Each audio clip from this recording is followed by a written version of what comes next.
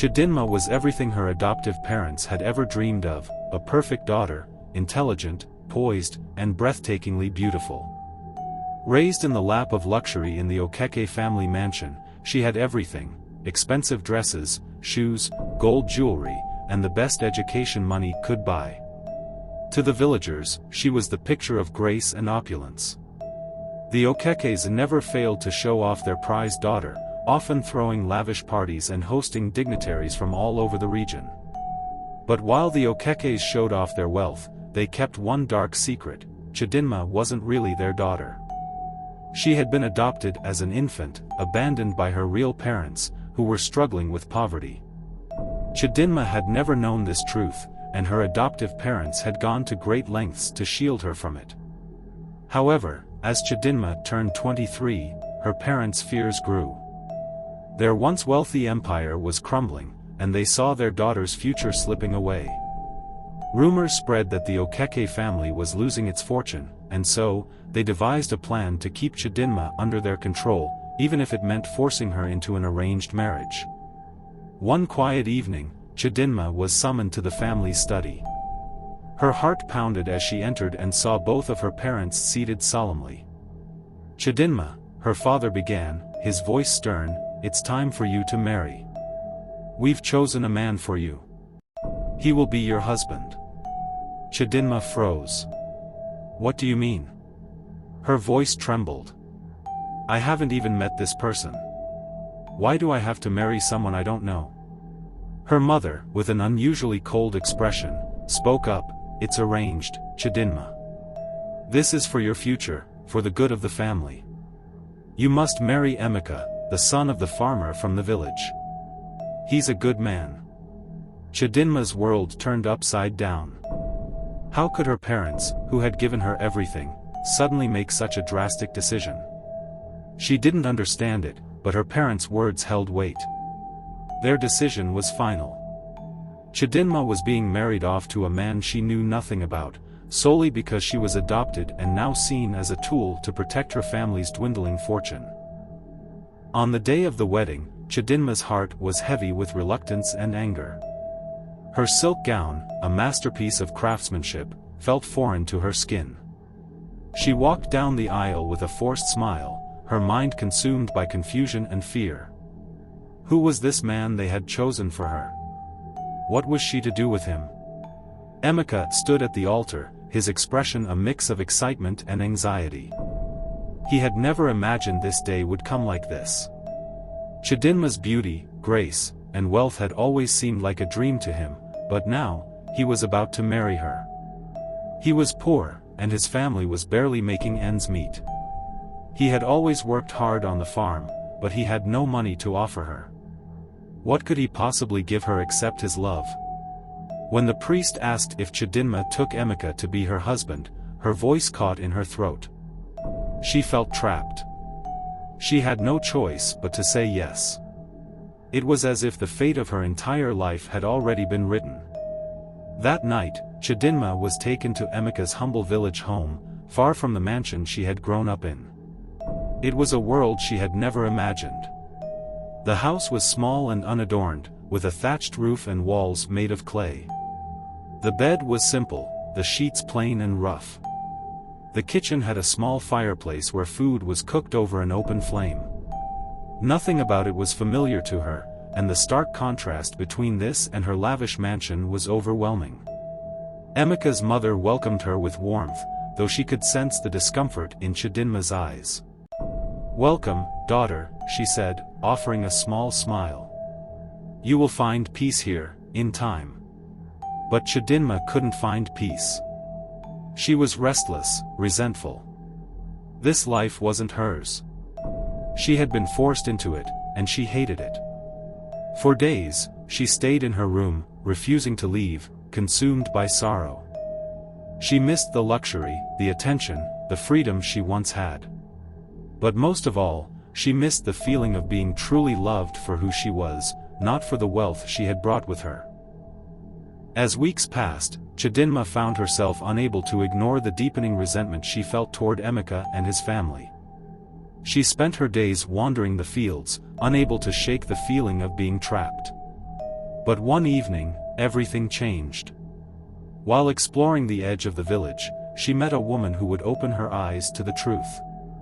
The woman, an elder from the village, recognized Chidinma instantly. "You are not like them," she said with a knowing look. "You're the Okeke girl, aren't you?" Chidinma was taken aback. "What do you mean? What are you talking about?" The elder smiled faintly. "I know the secrets of your family, child. I know why they forced you to marry Emeka." Chidinma's heart raced. "Tell me everything," she demanded. With a sigh, the elder spoke in hushed tones. "Your real parents. They were poor, yes, but they loved you deeply. They didn't want to give you up, but they had no choice. Your mother couldn't care for you, and your father was dying. They placed you in the hands of the Okeke family because they thought it was your only chance for survival.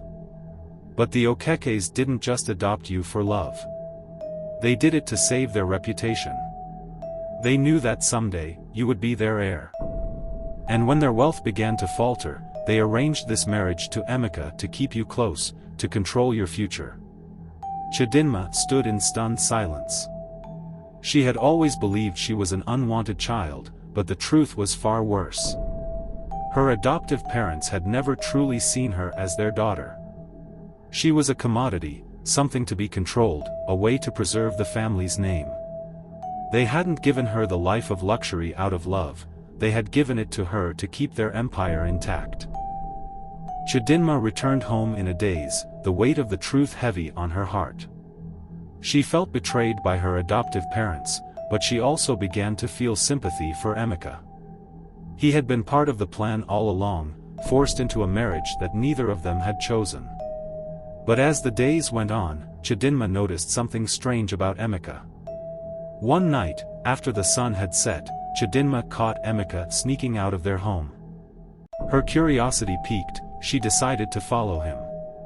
She trailed behind him quietly, watching as he made his way toward the village's edge, where a small house stood in the shadows. The house belonged to a man she had never seen before, and Emeka knocked on the door before entering. Chidinma's heart raced. What was Emeka doing here? She waited in the darkness, hoping for some explanation. What she didn't know was that Emeka was hiding something from her. He wasn't just a poor farmer trying to survive. He had been secretly working for a wealthy merchant who had promised him a life of wealth in exchange for his loyalty. Emeka had hoped that through this secret arrangement, he could provide a better life for Chidinma. But he had never told her the truth. He didn't want her to know that he had been living a double life, pretending to be poor while secretly aligning himself with the very thing she had come to despise. One evening, as Chidinma stood by the river, contemplating everything that had happened, Emeka approached her. "I need to tell you the truth," he said softly. Chidinma turned to face him. "What truth?" she asked, her voice cold. Emeka sighed. "I wasn't completely honest with you. I've been working for someone who promised to make me rich. I didn't want you to know because I thought you would hate me. I wanted to be the man you deserved, even if it meant keeping secrets." Chidinma was stunned. "So, all this time, you weren't really poor?" "No," Emeka admitted. "But the money, it was never about the money. It was about doing what I thought was right, for you. I've been living a lie." Chidinma took a deep breath. The weight of everything, the forced marriage, the deception, seemed unbearable. But as she stood there, looking at Emeka, something changed in her heart. She realized that love, in all its forms, was complicated. She didn't know where this marriage would take her, but she knew one thing: it was her choice now. She could leave and return to the wealth she had once known, or she could embrace a future with Emeka, despite everything that had happened. And in that moment, Chidinma made the decision that would change everything. She would not be controlled anymore. She would take her future into her own hands, with or without Emeka by her side. And just like that, the woman who had been forced into a life she didn't want found her own path forward. As days turned into weeks, Chidinma's life continued to feel like a never-ending whirlwind. She found herself caught between two worlds, one of luxury and expectation, and the other of humility and hard work. Emeka, despite his secret life, had become someone she could rely on. His gentleness and the way he tried to protect her from the difficulties of their humble life started to melt her heart. But the tension between them grew. Chidinma's resentment for being forced into this marriage never quite faded. She spent her days working alongside Emeka on the farm, yet her mind was often elsewhere. She longed for the life she had left behind, the lavish parties, the fine clothes, and the ease of her former existence. One evening, as she lay on their small bed, Emeka came to her, his expression troubled. "Chidinma," he began, his voice hesitant, "I have been working hard, but we need more. The merchant who promised to help me. I don't know how much longer I can keep this secret from you." Chidinma looked at him, her heart racing. "What are you talking about, Emeka?" He sighed, sitting on the edge of the bed. "The money I've been earning isn't from farming. I've been working with a merchant in the city. He promised me wealth in exchange for my loyalty. I wanted to keep you safe. I never wanted you to know." Chidinma was stunned. She had suspected something was off, but hearing it from him was a shock. "You lied to me all this time," she whispered, hurt and confused. "You betrayed me, Emeka."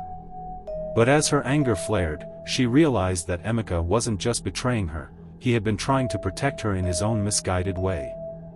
His desire for a better life for them both, driven by his love for her, was now a tangled web of lies and secrets. Her heart pounded as she processed everything.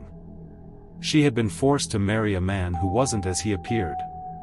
But was it the lie that hurt her more, or the realization that everything she had built in her mind about love and trust was being shaken to its core?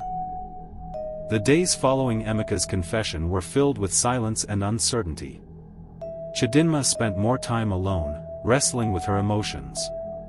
She wanted to be angry with Emeka, to leave him and return to the life she had once known, but deep inside, she knew that running away from her problems was never the answer. She had been forced into a marriage, yes, but her heart was beginning to change. One fateful evening, as Chidinma walked through the village, she saw a group of children gathered around an old woman telling stories. The sight brought her back to her childhood, where stories of love, honor, and destiny had always filled her imagination. She stopped to listen, drawn by the warmth of the scene. The old woman's voice was strong and full of wisdom as she spoke of how every life had its purpose, how every person's journey was shaped by choices made, whether good or bad. "The path to redemption is never easy," she said. "But it is always worth it. It's not about the wealth you have or the mistakes you've made, but the person you become in the end." Chidinma stood there for a long while, reflecting on her own path. She realized that her journey with Emeka wasn't just about being forced into a marriage, it was about finding herself, rediscovering what mattered, and learning to make choices that defined her, not just follow the ones imposed on her. Later that night, Chidinma returned to their home. Emeka was sitting by the fire, his face clouded with guilt.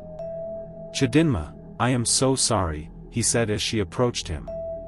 "I never wanted to hurt you. I never wanted to make you feel like I was hiding things from you." Chidinma sat beside him, taking a deep breath. "I understand why you did it, Emeka. But it doesn't excuse the lies. I've learned that love doesn't come from wealth, but from the truth, from building a life together, no matter how hard it is." She looked at him, her eyes softening. "I've been selfish. I've been thinking of my own loss, my own pain, but I see now that we both have been hurt by circumstances beyond our control. We have the chance to build something new, something real, together." Emeka's eyes filled with gratitude as he took her hand. "Do you really mean it? You still want this life with me, despite everything?" Chidinma smiled softly, the tension between them easing. "Yes, I do. I've realized that it's not about the life I had, but the one I can build now. With you." The fire crackled beside them, its light flickering, but the warmth between them grew stronger, brighter. Chidinma's heart felt lighter than it had in months. The road ahead was still uncertain, but for the first time, she felt ready to walk it. Chidinma's journey wasn't just about choosing a husband or embracing a new life, it was about reclaiming her freedom and finding love where she least expected it. In the end, she realized that true happiness comes not from wealth or status, but from the strength to make her own choices and the courage to follow her heart. What would you do if you were in her shoes? Let us know your thoughts in the comments below, and don't forget to like, share, and subscribe for more captivating stories.